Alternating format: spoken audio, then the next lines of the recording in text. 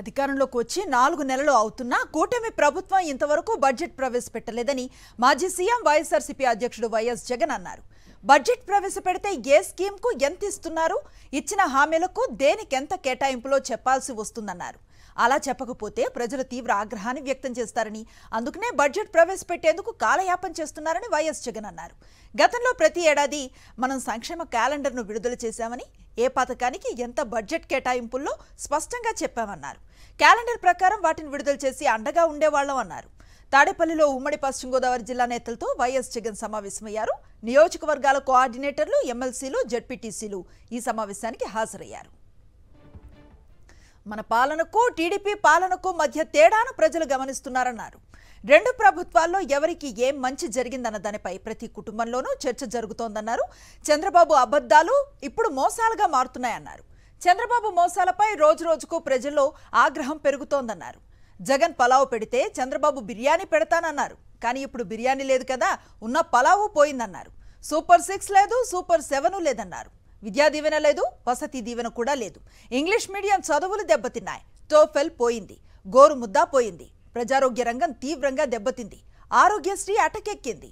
వ్యవసాయం కూడా పోయిందన్నారు వైఎస్ జగన్. పెట్టుబడి సాయం కూడా పోయిందన్నారు. ఉచిత ఇన్సూరెన్స్ ఆచూకే లేదన్నారు. ఆర్బీకేలు నిర్వీర్యం అయిపోతున్నాయని, డోర్ డెలివరీ గాలికి ఎగిరిపోయిందన్నారు. ఇప్పటికే 1,50,000 పెన్షన్లు కట్ చేశారని వైఎస్ జగన్ అన్నారు. నాయకుల దగ్గరకు వెళితే కానీ సంక్షేమ పథకాలు అందే పరిస్థితి రాలేదన్నారు.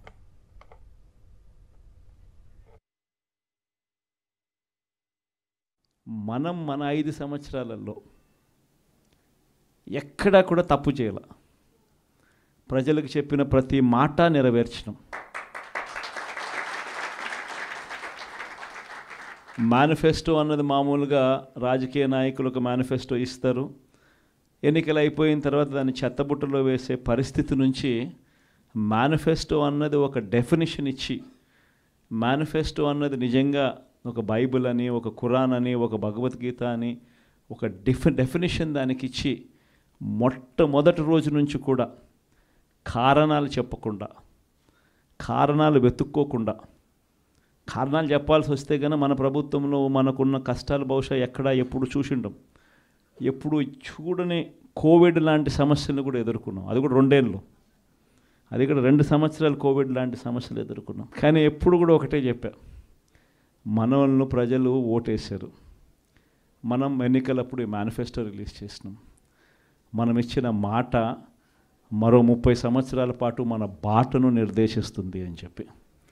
అని ఎప్పుడు కంప్లైంట్ అనేది ఎక్కడ చేయాల. పలానోడు అది చేశాడు, పలానోడు ఇది చేశాడు అని చెప్పి ఎప్పుడు కారణాలు వెతుక్కోలే. పలానా సమస్యలు ఉన్నాయని చెప్పి ఏ పొద్దు కారణం చెప్పాల. ఎప్పుడు కూడా ముఖాన ఎప్పుడు చిక్కటి చిరునవ్వే చూపించాం. ఆ చిక్కటి చిరునవ్వుల మధ్య ప్రజలకు మేనిఫెస్టోలో చెప్పిన ప్రతి హామీని కూడా ఇంతవరకు రాష్ట్ర చరిత్రలో ఎప్పుడు జరగలేదేమో.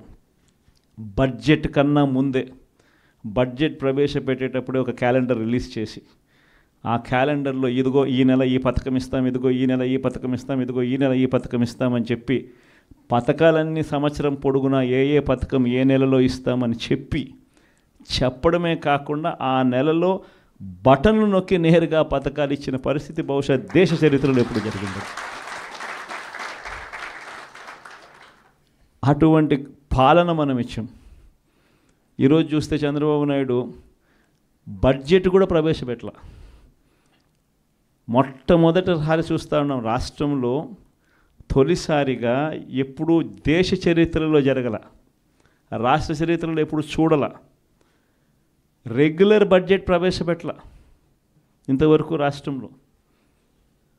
ఇప్పటికి కూడా రాష్ట్రంలో only vote on account budget. ఇప్పటికి కూడా రాష్ట్రంలో ఓట్ ఆన్ అకౌంట్ బడ్జెట్. ఎందుకనంటే ఆ బడ్జెట్ ప్రవేశపెట్టినప్పుడు ఆ పొద్దుల్లో దీనికి ఈ స్కీమ్కి ఎంత, ఈ స్కీమ్కి ఇంత, ఈ స్కీమ్కి ఇంత, ఈ స్కీమ్కి ఇంత అని చెప్పాలా. చంద్రబాబు నాయుడు అనే వ్యక్తి కన్నా ఈ స్కీమ్కి ఇంత, ఈ స్కీమ్కి ఇంత, ఈ స్కీమ్కి ఇంత అని కానీ చెప్పకపోతే ప్రజలు చంద్రబాబు నాయుడును కొడతారేమో, తిడతారేమో అని భయపడి ఏకంగా బడ్జెటే చంద్రబాబు నాయుడు పెట్టని పరిస్థితి ఈరోజు రాష్ట్రంలో చూస్తూ ఉన్నాం. మనమేమో మన ప్రభుత్వంలో ఏకంగా ముందే క్యాలెండర్ ఇచ్చి, ఈ నెల ఈ పథకం, ఈ నెల ఈ పథకం, ఈ నెల ఈ పథకం అని చెప్పి చెప్పి మరీ ఇంప్లిమెంట్ చేసిన పరిస్థితి మందైతే. జగన్ ఏమో పలావ్ పెట్టినాడు, చంద్రబాబు నాయుడు ఏమో బిర్యానీ పెడతానన్నాడు. చివరికి వచ్చేసరికి పలావు పోయింది, బిర్యానీ పోయింది అనే చర్చ అన్నది ప్రతి ఇంట్లో కూడా ఇప్పటికే మొదలైంది. ఆ చర్చ అన్నది ఇప్పటికే ప్రతి ఇంట్లో మొదలైంది కాబట్టి ప్రతి ఒక్కరూ కూడా ప్రతి ఇంట్లో కూడా సూపర్ 6 ఏమైనాయి, సూపర్ 7 ఏమైనాయి అని చెప్పి ప్రతి ఒక్కరూ ప్రశ్నిస్తూ ఉన్నారు. ఒకవైపున ఇచ్చిన వాగ్దానాలు ఏవి కూడా అమలు కాకపోగా మరోవైపున పూర్తిగా చదువులైతే పూర్తిగా దెబ్బతిన్న పరిస్థితులు కనిపిస్తూ ఉన్నాయి. విద్యా దీవెన పోయింది, వసతి దీవెన పోయింది, పిల్లలకు ఫీజు రీయింబర్స్మెంట్ కూడా అందని పరిస్థితిలోకి పోతుంది. ఇంగ్లీష్ మీడియం చదువులు అటకెక్కి, టోఫుల్ అన్నది గాలికి ఎగిరిపోయింది. గోరుముద్ద అన్నది రోజుకొక మెనూతో పెట్టే పరిస్థితి నుంచి ఈరోజు అలాంటి గోరుముద్ద అనే కార్యక్రమం కూడా నీరుగార్చే పరిస్థితి లేకపోయింది. వైద్య రంగం తీసుకున్న అదే పరిస్థితి. ఆరోగ్య ఆసరా అటకెక్కింది. అన్ని వైద్య రంగంలో కూడా అదే మాదిరిగానే జరుగుతూ ఉన్నాయి. వ్యవసాయం నేను చెప్పాల్సిన పనుల, పెట్టుబడి సహాయం దేవుడు ఎరుగు, ఉచిత ఇన్సూరెన్స్ ఎగిరిపోయింది, పెట్టుబడి సహాయం పోయింది, ఈ క్రాప్ కూడా సరిగ్గా చేయలేని పరిస్థితులు కనిపిస్తూ ఉన్నాయి. ఆర్బీకేలు అప్పుడే అటకెక్కేసి ప్రతి రంగంలోనూ కూడా మన హయాంలో డోర్ డెలివరీ జరిగే పథకాలు ఈరోజు డోర్ డెలివరీ అన్నది గాలికి ఎగిరిపోయింది. ఈరోజు తెలుగుదేశం పార్టీ కార్యకర్తలు ఇళ్లకు ఈరోజు అధికారులు పోయి అక్కడి నుంచి పంపిణీ చేస్తూ ఉండరు. ప్రజలు అక్కడికి పోవాలి, 2 నెలలు అక్కడికి పోకపోతే కనుక కట్. ఇప్పటికే 1,50,000 పెన్షన్ ఇప్పటికే కటింగ్ అయిపోయినాయి. ప్రతి అడుగులోనూ కూడా ఇదే జరుగుతూ ఉంది. కరప్షన్ గురించి నేను చెప్పాల్సిన పనుల మీ అందరికీ తెలిసిన విషయమే. ఇసుక అయితే మన హయాంలో ఇసుక రేటు ఉన్న రేటు కన్నా ఇప్పుడు ఇంకా ఇసుక ఎక్కువ రేటు అమ్ముతున్నారు. కనీసం అప్పుడన్నా గవర్నమెంట్ కన్నా ఆదాయం వస్తాను నేను. ఇప్పుడు గవర్నమెంట్కి ఆదాయం రాకపోగా ఉచిత ఇసుక అంటున్నారు. గవర్నమెంట్కి ఆదాయం రాకపోగా మనం అమ్మిన రేటు కన్నా ఇంకా ఎక్కువ రేటుకి ఈరోజు ఇసుక ఈరోజు అమ్ముతా ఉన్న పరిస్థితులు. స్టాక్ పాయింట్లలో ఇసుకే కనపడకుండా పోతా ఉంది. మద్యం పరిస్థితి అంటే మనమేమో మద్యం తక్కువ తాగాలి, ప్రజలు బాగుపడాలి, వాల్యూమ్స్ తగ్గాలి అని మనం తాపత్రయపడితే వీళ్ళేమో గవర్నమెంట్కి వచ్చే ఆదాయం రాకపోయినా నష్టం లేదని తగ్గించి లిక్కర్ వాల్యూమ్స్ పెరగడం వల్ల వచ్చే లాభం ఏంది? చంద్రబాబు నాయుడుకు వాల్యూమ్స్ పెరగడం వల్ల డిస్టిలరీస్ డబ్బులు బాగిస్తారు. ఇది జరిగేది. ప్రతిదీ స్కామే. ప్రతి నియోజకవర్గంలో ఈరోజు క్లబ్బులు ఎక్కడ పడితే అక్కడ క్లబ్బులు కనపడతా ఉన్నాయి. మట్కా, జూదం క్లబ్బులు అన్నీ జరుగుతూ ఉన్నాయి. పోలీస్ స్టేషన్కి పోయి ఎవరైనా కేసు పెడితే రివర్స్ దొంగ కేసులు మన మీద పెడతా ఉన్నారు.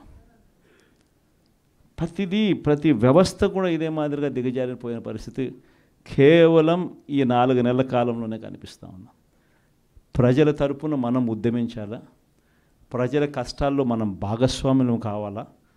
కాబట్టి మీ అందరికీ నేను ఒకటే చెప్తాను, ధైర్యంగా ఉండండి, అందరం కలిసికట్టుగా పోరాడదాం, అందరం కలిసికట్టుగా ఉద్యమిస్తాం.